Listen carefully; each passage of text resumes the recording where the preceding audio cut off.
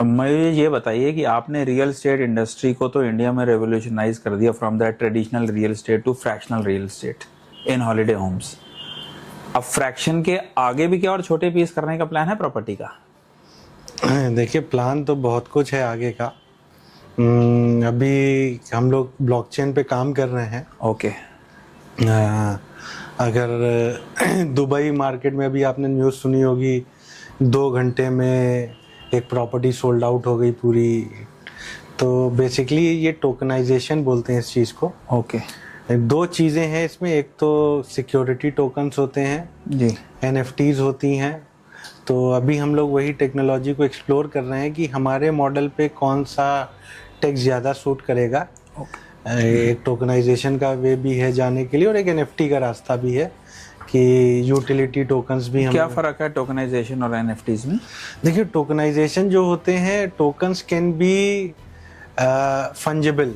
Okay. मतलब एक ही तरीके के कई टोकन्स हो सकते हैं। NFT नॉन फंजेबल होती है कि एक टोकन है तो वो यूनिक टोकन है। ओके। राइट। एक जैसे मैंने 5 NFT निकाल दी, एक में आपकी फ़ोटो है, एक में मेरी फ़ोटो है, एक में और किसी की फ़ोटो है, तो ये 5 टोकन जो हो गए, ये 5 फोटोज जो हो गई, उसकी यूनिक आइडेंटिटी हो गई। ओके। तो ये फंजिबल नहीं, इसको कोई कॉपी नहीं कर सकता, ये डुप्लीकेट नहीं होंगी। तो ये अपने आप में यूनिक हैं।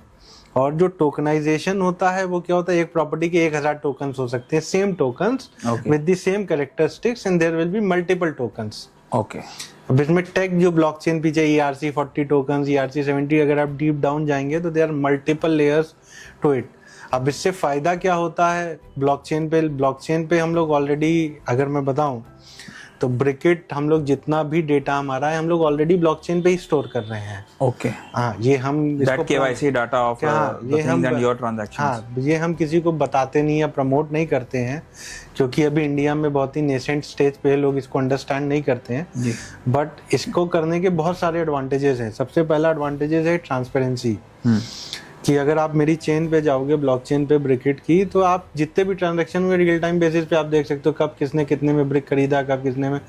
हाउएवर हमने उनको यूनिक आईडी दी हुई है, आपको नाम नहीं पता लगेंगे ब्रिक ओनर्स के। दूसरा है कि ये इम्यूटेबल लेजर होता है, मतलब इसमें कोई भी हम भी छेड़छाड़ नहीं कर सकते। जो एक डेटा रिकॉर्ड हो गया वो रिकॉर्ड हो गया। तो ये बहुत सारी एडवांटेजेस हैं इसकी। गवर्नमेंट भी इसको समझने की कोशिश कर रही है। मैंने एक जगह पढ़ा भी था कि अभी अयोध्या में कोई लैंड पार्सल की रजिस्ट्री हुई है, वो पूरी ब्लॉकचेन पे ही रजिस्टर हुई है। देखिए, यूपी में जितनी भी रजिस्ट्रीज होती हैं गवर्नमेंट की, लैंड डीड की बात कर रहा हूँ, यूपी भी अपनी सारी लैंड डीड ब्लॉकचेन पे ही रजिस्टर कर रहा है, स्टोर कर रहा है। कोई स्पेन की कंपनी है जिनको इन्होंने आउटसोर्स किया है टेक्नोलॉजी के लिए, और ये अभी से नहीं हो रही, 4-5 सालों से हो रही है, जब से ये ऑनलाइन हुआ होगा। ये जब कुछ ऑनलाइन हुआ है। तो already government is using this technology. Government अभी इसको रिस्ट्रिक्ट इसीलिए करके रखी हुई है, गवर्नमेंट को इसके यूज केसेस नहीं पता है कि इसका कहीं मिसयूज ना हो जाए। अगर ये नॉर्मल रिटेल लोगों के पास चली गई, ज्यादा लोग इसको एक्सेस करने लगे, तो इसका मिसयूज, क्योंकि इंडिया में ये बहुत पुराना चलन है, लोग चीज़ों के अच्छे पहलू बाद में देखते हैं, पहले उसमें से बुरा लूपहोल्स निकाल लेते हैं। बिल्कुल। तो इंडिया में वही, इसीलिए गवर्नमेंट इसको लेके थोड़ा सा सतर्क है। बट हाउएवर अभी इसके ट्रायल्स शुरू हो गए हैं। गुजरात में गिफ्ट सिटी में 1-2 सैंडबॉक्स हैं जो इनिशियल ट्रायल पे गवर्नमेंट लेके आई है। तो होपफुली इंडिया में भी ये आएगा। तो हम लोग अभी से तैयारी इसकी शुरू कर रहे हैं। We are on the track कि जब भी ये इंडिया में लीगल हो या इंडिया में इसकी कोई पॉलिसी बने, तो we will be the first player to introduce. तो फर्स्ट मूवर एडवांटेज जैसे फ्रैक्शनल में लिए, ऐसे ही रियल एस्टेट के टोकनाइजेशन में भी फर्स्ट मूवर एडवांटेज लेने के लिए तैयारी चल रही है। हाँ, क्योंकि और देखिए, किसी भी टोकनाइजेशन का या NFT का पहला स्टेप जो है वो है SPV फॉर्मेशन, जी, जो ऑलरेडी हम कर ही रहे हैं। जो हमारे पास ऑलरेडी 200 SPV हैं, 200 से ज्यादा प्रॉपर्टी ऑलरेडी हम फ्रैक्शनलाइज कर चुके हैं। तो हमारे लिए पिवट करना बहुत ईजी है। मतलब वो जो इनिशियल बेसिक स्टेप है वो एक तरीके से नेचुरली आप कवर कर चुके हैं। करेक्ट। हम अब जैसे ही वो टेक्नोलॉजी अडॉप्ट करनी होगी तो आपको बस एक स्टेप आगे बढ़ा। करेक्ट। हमें केवल एक front end market place ready करना है। बैकएंड तो हमारा ऑलरेडी ब्लॉकचेन पे है, बैकएंड तो हम सब कुछ वो कर ही रहे हैं, बट हम मार्केट प्लेस नहीं ला रहे हैं।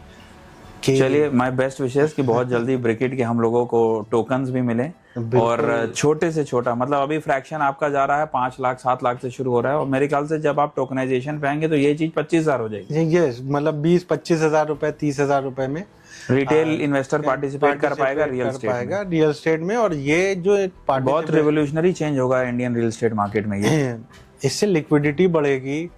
और क्योंकि जो लोग अभी बहुत से लोग हैं हमारे साथ नहीं इन्वेस्ट करते ड्यू टू मेनी रीजंस, किसी को ट्रस्ट नहीं है, किसी को और प्रायोरिटीज हैं या कुछ भी है, तो ये इससे वो भी अनलॉक होगा कि वो लोग भी हमको एक बार एक्सपीरियंस करने का उनको भी मौका मिलेगा कि अगर भैया 5 लाख 10 लाख नहीं इन्वेस्ट करके कर पा रहे हो, आप 20,000 करके देखो कि कैसे चलता है, क्या चलता है जी। बस एक एश्योरेंस मैं सबको देना चाहूँगा कि जो भी इन्वेस्टमेंट आप ब्रिकेट के साथ या जो भी आप हॉलिडे होम में हमारे साथ इन्वेस्ट करते हो, एक चीज़ की जो हम सबसे मेजर सिक्योरिटी देते हैं वो है आपका कैपिटल इज 100% सेफ।